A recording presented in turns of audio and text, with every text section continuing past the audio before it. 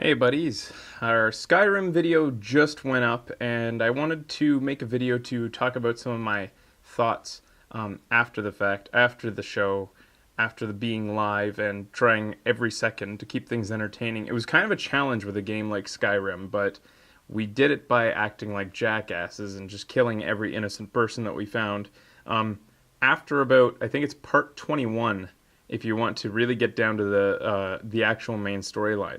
Bonus, there's no spoilers up until part 21, unless the very very beginning of the story is shown. But that's it. Like if you just want to see us messing around, then watch it.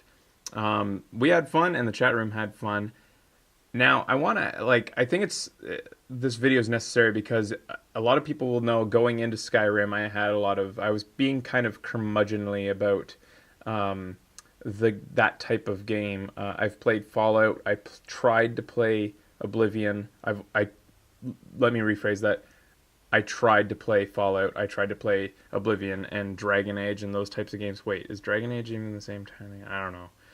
These aren't my types of games. I've established that. I find that I get really quickly bored of dealing with all the stats and like collecting things, and I get so neurotic about collecting every single little thing in every chest and having to sell them and or drop them and decide what I should drop and what I should keep, and that all that sort of stuff is so time consuming that I just like I don't know. I get a lot of anxiety about it as I'm playing because I'm so OCD about playing RPGs and doing everything and every little side quest that comes along. I have to like make sure that I like do right then, and I get sidetracked by things constantly. So that said, that's why that kind of game is tough for me. But then people are telling me just play it how you want. Like you don't have to do all these things. Just beeline it if you want through the storyline. And we tried doing that at the end, and it seems to be possible, especially on very easy mode. So on that side, I'll say this. After the fact, I actually want to go back to it. I have this like little nagging in the back of my head that's like, man, Skyrim would be fun right now. Is it because I just want to get out of work, or it might be? But I kind of want to build my character and see what kind of moves I can if I concentrate on a skill tree and stuff. And but I was talking to Becky about it and saying how the only reason I don't want to invest all that time in it is because I'm investing it alone. And I think that's the biggest weakness in a game like Skyrim is that it isn't cooperative. If it was cooperative, I would be so all about it. I wouldn't care how much time I was spending in there, tweaking every last little stat and collecting every last little thing, because I'd be doing it with somebody, and I think it would be more fun that way. I remember when Dead Island came out, you might remember I was really, really mean to it. Deservedly so. It had a lot of shortcomings, and but the thing was, I was so hard on it because I wanted it to be good so badly because that cooperative, what is the game type anyways? I don't even know what this game type is, but Dead Island was like Skyrim. It might sound weird, but it was just zombies in contemporary setting instead. Collecting every last little thing, dealing with equipping your weapons and all that stuff. Open world. Anyways, that was its strongest point, was the cooperative aspect of it, and that's what made me want to keep coming back to Dead Island and make me want it to be good, but it wasn't. Speaking of shortcomings, Skyrim has its own bugs. There are quite a few bugs, and Ben was telling me that Bethesda games always have lots of bugs because of their large world. That's their excuse, is because it's so gigantic. There's going to be bugs. I can accept bugs. I mean, even my favorite company, Rockstar, had a bunch in Red Dead. But on the show, I even said the difference is Red Dead Redemption's bugs were hilarious, whereas the ones in Skyrim were just game breakers. Like twice we had to reboot the game. Once was near the very, very beginning of the game in the intro sequence, which is crazy. It was like within about maybe 1 minute of taking the controls, like being able to control your character. About 1 minute later, it crashed. Uh, Floating mammoths in the air. I heard that there was a day one patch that patched up the ability to put pots on people's heads and steal whatever you wanted from them. That was patched, but we had a few glitches happen, and people say that I just have a penchant for finding glitches, and that might be true too. They think I should be a game tester because every game we've played, we've managed to find some sort of game-breaking glitch, it seems.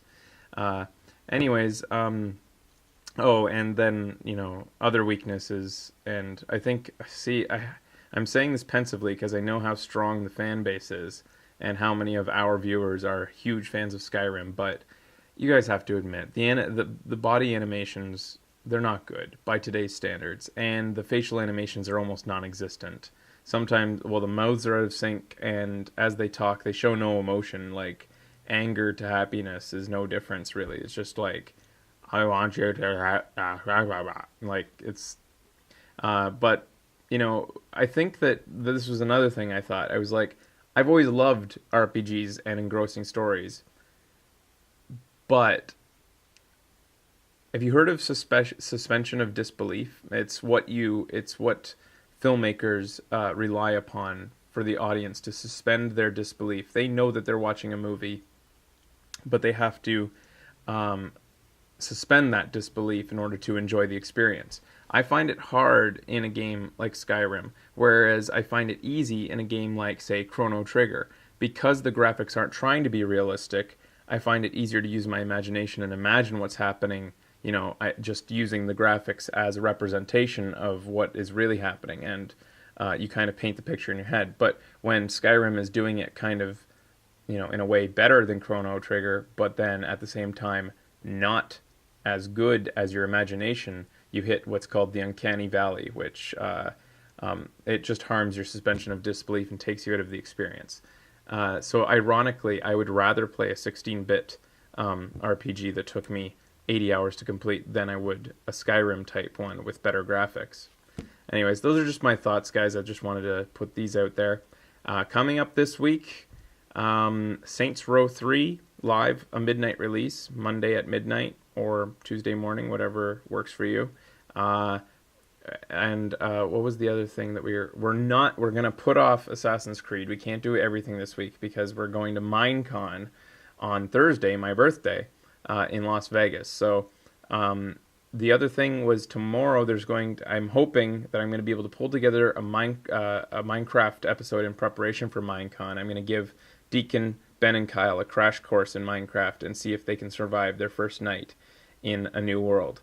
I'll be just giving them instructions and seeing if the three of them can figure it out at the same time. They'll be all playing together in a world, and it'll be live split screen, kind of like our Left 4 Dead episodes. That's your update for now. That's all I got to say. I'm going to get back to work because I got to prepare a whole bunch of episodes, including Portal 2, for release this week while I'm gone in Vegas. I love you guys. Thanks for watching. See you later.